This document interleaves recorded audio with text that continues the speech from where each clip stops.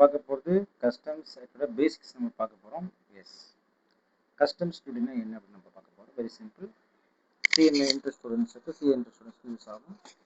Customs duty என்பது customs duty means tax charge on import or exported goods. ஒரு பொருள் இந்தியாவுக்கு வந்தாலும் சரி, இந்தியாவிலேருந்து வெளியே போனாலும் சரி, கஸ்டம்ஸ் டியூட்டி வரும். அதாவது வந்து bringing goods into India or sending goods to outside India. Government collects this tax under two sources of Customs Act 1962 and Customs Tariff Act 1975. சரி, இப்போ கஸ்டம்ஸ் டியூட்டினா என்னன்னா, வெளிநாட்டிலேருந்து இந்தியாவுக்கு ஒரு பொருள் கொண்டு வரும்போது அது இந்தியாவிலேருந்து வெளிநாட்டுக்கு பொருள் அனுப்பும்போது அரசாங்க வசூலுக்கு வரி அப்படின்னு சொல்கிறாங்க. அவ்வளோதான். Source of customs law first வந்து ஆக்ட் 1962. இது என்ன அப்படின்னு கேட்குறாங்க. இது ரொம்ப ரொம்ப இம்பார்ட்டண்டானது. 1962 அப்படின்றது வந்து பார்த்தீங்கன்னா எப்பயுமே இதோட ப்ரொசீஜர்ஸ், அதாவது திஸ் ஆக்ட் கண்ட இம்போர்ட் எக்ஸ்போர்ட் ப்ரொசீஜர்ஸ், பவர்ஸ், இந்த 4 வரும். ஐஇபிபி என்ன சொல்கிறாங்க, அது சிம்பிளாக நம்ம சொல்கிறது வந்து ஐஇபிபி தானுங்க. ஐஇபிபி ஐனா import export procedures and powers. Procedures and powers இதுதான். இந்த 4 பற்றி படிக்கிறது தான் 1962 அப்படின்றாங்க. அதே வந்து 1975 கஸ்டம்ஸ் டாரிஃப் ஆக்ட் 1975 ஒன்று இருக்குது. இது வந்து ரெண்டுவே விஷயம் தான். கஸ்டம்ஸ் டியூட்டியோட ரேட்டும் அதோட கிளாசிஃபிகேஷன் தான் வருது. Different types of duties. Different types of duties ஆர்டின்னு சொல்கிறாங்க. இது வந்து என்னங்க RD, rate of duty and different types of duty. ஆர்டின்னு சொன்னால் அது ஆர்டி, ரேட் அண்டு டைப்ஸ்ன்னு சொல்லலாம். எஸ், இந்த சட்டம் வந்து rules and regulations. These are detailed procedures for valuation, import, export, baggage rules. தமிழில் இவ மதிப்பீடு இறக்குமதி சொல்கிறாங்க. Levy of customs duty. Customs duty is generally charged on import or exported goods. Most duty is charged on imports. Maximum நம்ம ஊரில் export கூட exemption தராங்க. So அதனால் இம்போர்ட்டுக்கு மட்டும் அப்படி பண்ண முடியாது. ஸோ கண்டிப்பாக நம்ம டேக்ஸ் கட்டணும் மாதிரி தான் இருக்கும். அதனால் இம்போர்ட் குட்ஸ் மட்டும் தான் மேக்ஸிமம் டேக்ஸ் போடுவாங்க அப்படின்றத அவங்க தெளிவாக சொல்லிடுறாங்க. அதனால் customs duty is imported on imported goods. Ad valorem duty. Simple English. Ad valorem means duty based on value of goods. அப்போ வந்து குவான்டிட்டின்னு சொல்கிறாங்க. சரி வேல்யூ. ஸ்பெசிஃபிக் டியூட்டினா தான் வந்து ஸ்பெசிஃபிக் டியூட்டி அப்படின்னா தான் வந்து குவான்டிட்டி மேலே, இது வந்து வேல்யூ தான். That is very important. ஆட் வளரணுமே என்னன்னா வேல்யூ மேலே தான் போடுறாங்க. That is very very very very important. Example, mobile ஃபோனோட வேல்யூ வந்து 20,000 வச்சுக்கோங்க. அது 10% டேக்ஸ் போட்டால் 2,000 டியூட்டி கட்டணும். இப்போ ஆடு வளரணும் என்னன்னா ஒரு பொருள் மதிப்பை அடிப்படையாக கொண்டு வரி விதித்தல். உதாரணம், மொபைல் ஃபோனோட வேல்யூ 20,000 10% போட்டு நீங்கள் 2,000 கட்டணும்.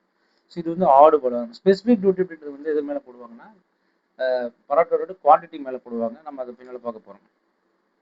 டெரிட்டோரியல் வாட்டர்ஸ் அப்படின்றது ரொம்ப இம்பார்ட்டன்ட்டு. அதை என்ன சொல்கிறோன்னா, India's territorial waters up to 12 nautical miles. நல்லா புரிஞ்சுக்கோங்க. 12 nautical miles from the baselines. India has full control in this area. இந்தியாவின் டெரிட்டோரியல் வாட்டர்ஸ் என்பது கடற்கரையிலிருந்து 12 நாட்டிக்கல் மைல்ஸ் வரை இருக்கும் கடல் பகுதி. இந்த பகுதியில் இந்தியாவுக்கு முழு சுதந்திரம் உண்டு அப்படின்னு சொல்றாங்க. புரியுதுங்களா? இது வந்து நம்ம ஒரு புக்ல பார்க்கணும். இங்க போட்டிருப்போம் இங்கிலீஷன் போட்டிருப்பாங்க. அது ஒரு நாட்டிக்கல் மைல் என்பது 1.1515 மைல்ஸ் அல்லது 1.852 கிலோமீட்டர்ஸ். கிட்டத்தட்ட ஒரு நாட்டிக்கல் மைல் என்பது 2 கிலோமீட்டர் கூட நம்ம சொல்லலாம். 1.25 கிலோமீட்டர், 2 கிலோமீட்டர்ஸ். அப்போ இந்தியாவில் வந்து டெரிட்டோரியல் வாட்டர்ஸில் வந்து பேஸ் லைன்ஸ் அப்படின்றாங்க. Base line it is lower water mark along the கோஸ்ட்னு சொல்கிறாங்க. அடுத்து வந்து exclusive economic zone of India. The exclusive economic zone of India is an area beyond and adjacent to the territorial waters, and the limit of such zone is 200 nautical miles from the baselines. அப்போ உங்களுக்கு இந்த இது ஈஸியாக விளங்குன்னு நினைக்கிறேன். இது வந்து territorial 12 nautical miles, national air space, international air space, contiguous zone, territorial base line சொல்கிறாங்க. இதெல்லாம் தண்ணி. இப்போ பார்த்தீங்கன்னா கான்டினென்டல் ஷெல்ஃப்னு சொல்லுவாங்க. ஐசிசி, இது வந்து ஐசிசி. இது வந்து எக்ஸ்க்ளூசிவ் எக்கனாமிக் ஜோன்ஸ். அப்போ 12 நாட்டிக்கல் மைல்ஸு. இது வந்து 12 இது வந்து 12, இது 24, இது 200. 200க்கு மேலே போனால் ஐசிசி, இது பொதுவாக போயிடும். அதுக்கு முன்னால் இருக்கக்கூடியது எக்ஸ்க்ளூசிவ் எக்கனாமிக் ஜோன், அதுக்கு முன்னால் இருக்கக்கூடியது டெரிட்டாரியல் சிசி. இதுதான் நம்மளோட டெரிட்டாரியல். இந்த 12 நாட்டிக்கல் மைல்ஸ் என்னன்னு சொல்கிறாங்க, 12 நாட்டிக்கல் மைல்ஸ் அப்படின்றதுக்குள்ளே இருக்கக்கூடியதெல்லாம் வந்து நமக்கு, அதாவது இந்தியனுக்கு சம்மந்தப்பட்டது. அதில் இருக்கக்கூடிய எல்லா வாட்டர் பெட்ஸு இருக்கக்கூடிய எல்லா கனிமம் எல்லாமே நமக்கு தான் அது வரும் அப்படின்ற மாதிரி அவங்க சொல்லிடுறாங்க. ஸோ அதை பற்றி தான் நம்ம பார்க்க போகிறோம். எஸ், 12 நாட்டிக்கல் மைல்ஸ் வரைக்கும் இருக்கும் கடல் பகுதி இந்திய பகுதியில் இந்தியாவுக்கு முழு அதிகாரம் உண்டு, அதை அவங்க கண்ட்ரோல் பண்ணிக்குவாங்கன்னு சொல்கிறாங்க. கான்டிஜியூஸ் ஜோன் அப்படின்னு சொல்கிறாங்க. அதான் இந்த 12 மைலிலிருந்து 24 மைல் வரைக்கும் இருக்கக்கூடியது வந்து லிமிட்டட் என்ஃபோர்ஸ்மெண்ட் ஜோன் அப்படின்னு சொல்லுவாங்க, அல்லது கான்டிஜியூஸ் ஜோன் சொல்லுவாங்க. அப்போ லிமிட்டட் என்ஃபோர்ஸ்மெண்ட் ஜோன் இதை இப்படின்னு சொல்லலாம், லிமிட்டட் என்ஃபோர்ஸ்மெண்ட் சொல்லலாம். 12 நாட்டிக்கல் டு 24 நாட்டிக்கல் மைல்ஸ். அப்போ ஒரு நாட்டிக்கல் மைல் என்பது 1.15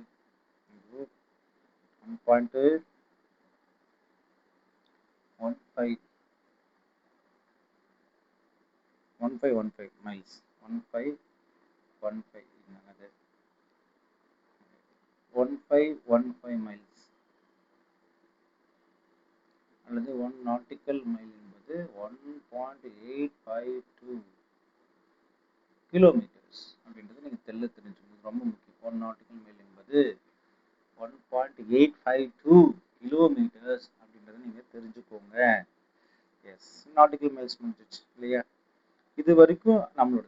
அடுத்து வந்து எக்ஸ்க்ளூசிவ் எக்கனாமிக் ஜோன் ஒன்று சொல்கிறீங்க இல்லையா, அதுதான் என்னன்னு கேட்குறாங்க. அப்போ எக்ஸ்க்ளூசிவ் எக்கனாமிக் ஜோன் அப்படின்றது வந்து இது சொல்கிறாங்க, இந்த 200 நாட்டிக்கல் மைல்ஸ் இருக்கக்கூடியது sovereign rights for exploring, exploiting, conserving and measuring living and non living resources of water column and underlying continental shelf அப்படின்னு சொல்கிறாங்க.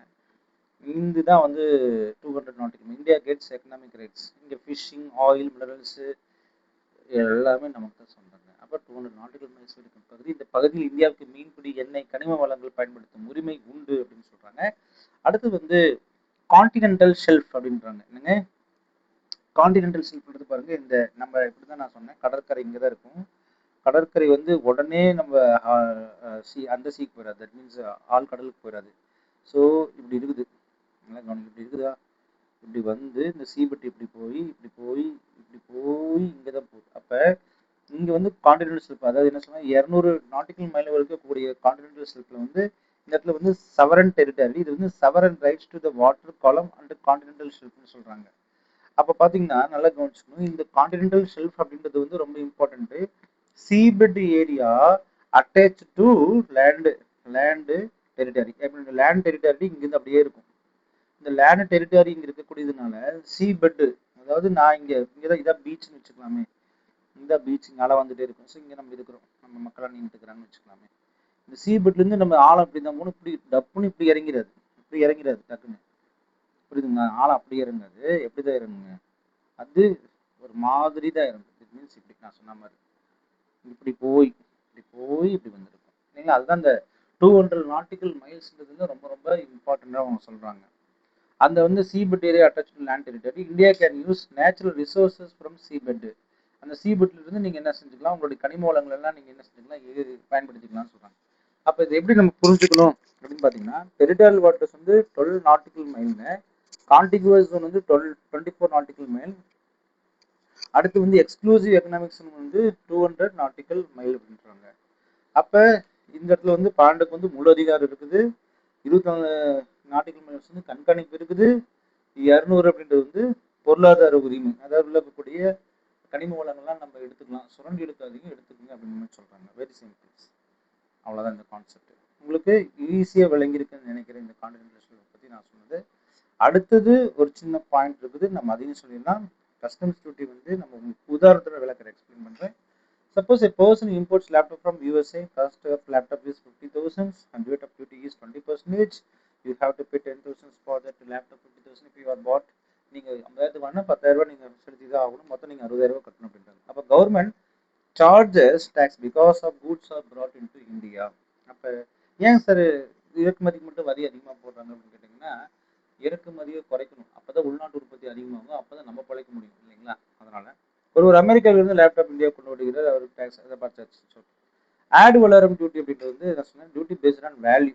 ஒரு கோல்டு இம்போர்ட் பண்ணுறாரு 2 லேக்குக்கு, அது ரேட் வந்து 15% போது இந்த வேல்யூ மேலே தான் போடுவாங்க. 2 லேக் மேலே போட்டாங்கன்னா 15%. ஸோ இந்த value increases duty also increases, value decreases duty also decreases. இதுதான் வந்து ஆடு வளரும் டியூட்டி அப்படின்னு நம்ம சொல்கிறாங்க. இது வந்து பெரிய விஷயங்கள் கிடையாது. டெரிட்டரியல் வாட்டர்ஸ் நான் சொல்லியாச்சு. Indian control C area up to 12 nautical miles. If foreign ship enter within 12 nautical miles from the carrying illegal goods, India can stop the ship, check the goods, collect the customs duty, arrest smugglers because it is India's territorial waters. என்னோட ஏரியாக்குள்ள நீ இருக்கிற வந்த என்னோட பெர்மிஷன்லாம் நீங்கள் வந்தீங்கன்னா அதுக்கு என்ன செய்யணும், நான் உங்களை பிடிச்சி சீஸ் பண்ணிடுவேன், இல்லாட்டி பொருட்களை சோதனை பண்ணுவேன். ஏன்னா இது என்னோட கட்டுப்பாட்டு பகுதி. அதே போல் கண்டிஜியஸ் ஜோன் அப்படின்றது வந்து பார்த்தீங்கன்னா 12 nautical மைல்லேருந்து 24 nautical மைல் இருக்குது. Ship is suspected of smuggling drugs even before entering territorial waters. India can inspect and monitor the ship in contiguous zones. Even though 12 nautical மைலுக்குள்ள வந்தால் தானே டெரிட்டரியல் வாட்டர் சொன்னீங்க, நான் 24 nautical மைலில் தான் இருக்கிறேன் அப்படி கெடுதாங்க. அது காண்டிகுவஸ், நீங்கள் டெரிட்டரியல் வாட்டருக்குள்ள வரலன்னு கூட நான் அதை இன்ஸ்பெக்ட் பண்ணுறதுக்கு வாய்ப்பு இருக்குது அப்படின்னு சொல்கிறாங்க. சாதாரண ஒரு கப்பல் போதைப் பொருள் கடத்தின்னு சந்தேகம் வந்துச்சுன்னா அது டெரிட்டரி வாட்டருக்கு வருவதற்கு முன்பாகவே நீங்கள் போய் என்ன செய்யலாம், கண்டிஜுவஸ் ஒன்று கண்காணிக்கலாம் அப்படின்ற ஒரு அழகான பதில் அவங்க சொல்லியிருக்கிறாங்க. அடுத்தது வந்து பார்த்தீங்கன்னா எக்ஸ்க்ளூசிவ் எக்கனாமிக் ஜோன் அப்படின்றது வந்து பார்த்தீங்கன்னா up to 200 nautical miles. India finds crude oil in sea area 150 nautical miles away. India alone has rights to use that oil. அப்படின்னா 200 nautical மைல்னா கிட்டத்தட்ட 400 மைல். இந்தியாவில் 1.852ன்றதுனால இது 400, கிட்டத்தட்ட 400 சொல்லலாம். அப்போ 400 மைல் 400 கிலோமீட்டர் வரைக்கும் இந்தியாவுடைய கட்டுப்பாட்டில் இருக்குமா? அப்போ 150னா 180, இப்போ 180 கிலோமீட்டர் வரைக்கும் நீங்கள் அது அந்த கடல் படுகையில் இருக்கக்கூடிய எல்லா ஆயில் சோர்ஸு எல்லாமே உங்களுக்கு தான். So India alone has right to use that oils.